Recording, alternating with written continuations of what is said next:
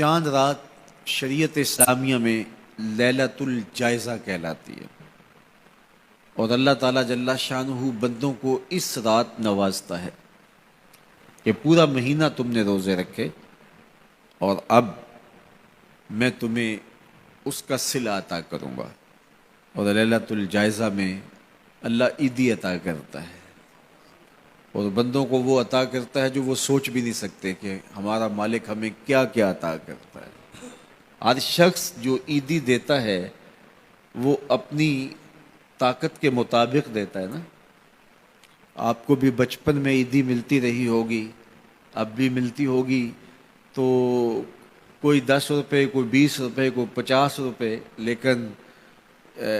کوئی ایسا بھی ہوتا ہے کہ جس کے پاس فراوانیاں ہوتی ہیں تو پھر اس کی عیدی تو اس کی عیدی ہوتی ہے۔ تو ہر شخص اپنی کیپیسٹی کے مطابق ہی عیدی دیتا ہے نا۔ تو یار جب ایک عام آدمی 10-20 روپے دے دیتا ہے، لیکن جس کو اللہ نے بڑا نوازا ہو تو وہ پھر 500 روپے کا نوٹ آپ کو دیتا ہے کہ جناب یہ عیدی ہے آپ کی،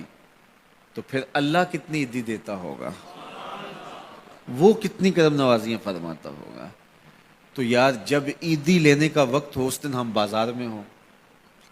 جب عیدی لینے کا وقت، کچھ لوگ اپنے سارے کام اور ساری خریداری چاند رات کے اوپر چھوڑتے ہیں کہ اس رات کو ہم بازار جائیں گے۔ کچھ لوگوں کو شوق ہوتا ہے اس رات بازار جانے کا، حالانکہ بازار شر الاماکن، بری جگہ، سب سے بہتر جگہیں اللہ کے گھر مسجدیں ہیں، اور سب سے بدترین جگہیں بازار ہیں۔ تو مجبوری کے ساتھ بازار میں جایا جاتا ہے، آپ کی مجبوری ہے کچھ خریدنا،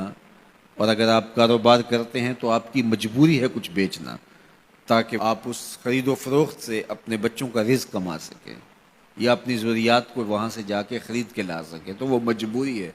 تو مجبوری کے لیے آپ وہاں جا سکتے ہیں، اور ہمیں حکم دیا گیا دیر سے جاؤ جلدی واپس آ جاؤ۔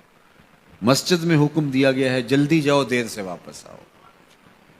اور ہمیں پتہ ہے کہ چاند رات کو رش کتنا ہوتا ہے، اور ہم اسی وقت کے لیے سارے کام چھوڑے ہوں جب کہ کندھے سے کندھا چھو رہا ہوتا ہے،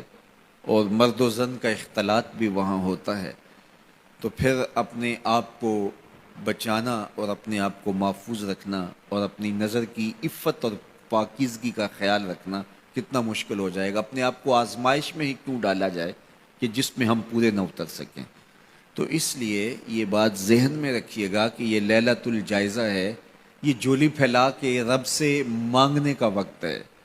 یہ بازاروں میں آوارگی کا وقت نہیں ہے۔ تو یہ رات بھی ہماری اللہ کے حضور عبادت میں گزرنی چاہیے، ذکر و فکر میں گزرنی چاہیے، یاد الہی میں گزرنی چاہیے۔ تو لیلۃ الجائزہ کو کبھی ضائع نہ کیجیے، اور اس رات کو برباد نہ کیجیے۔ سارے مہینے کی محنت آپ نے جو کی، اب اس کا صلہ لینے کا وقت ہے، اب عیدی لینے کا وقت ہے۔ تو عیدی لیجئے اپنے رب سے، جھولیاں پھیلا پھیلا کے لیجئے، اس سے خیرات مانگیے، اس کی کرم نوازیاں اور اس کی رحمتیں تمہارے اوپر برسیں گی،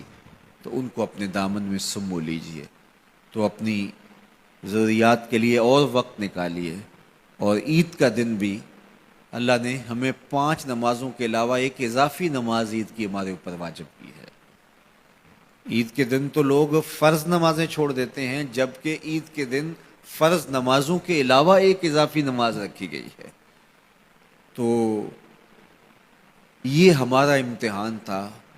ہمارے ایک مہینے کی جو ٹریننگ ہوئی تھی، اس کے بعد آج ظہر کے وقت، آج عید کے دن فجر کے وقت، آج عصر اور مغرب کے وقت دیکھنا تھا کہ اس کا اثر ہماری روح میں کتنا اترا ہے۔ اور میں کہتا ہوں کہ جب مسلمان سارا مہینہ روزے رکھیں، تراویح بھی پڑھیں اور نمازیں بھی ادا کریں، اور عید کے دن فجر کے وقت مسجد میں نمازی نہ ملے، ظہر کے وقت آدھی صف ہو، تو شیطان تو بڑا خوش ہوتا ہوگا، وہ تو بڑا راضی ہوتا ہوگا کہ یہ پڑھتے تھے نمازیں اور تراویح اور کیا کیا کرتے تھے، پتہ چلا نا کہ ان کے اندر کچھ بھی نہیں اترا، اور یہ جہاں کھڑے تھے اس سے بھی نیچے لڑک کے آ گئے۔ تو شیطان کو کبھی خوش نہ ہونے دینا، اللہ کے حضور سرخروئی اور کامیابی کے لیے دعا مانگتے ہوئے ماہ سیام سے رخصت ہوں۔ یہ گھڑیاں اللہ نے نصیب کی، گنتی کے دن انہیں کہا گیا ہے، تو یہ گنتی کے دن یوں ہی بیت جاتے ہیں اور اسی طرح پوری زندگی بیت جاتی ہے۔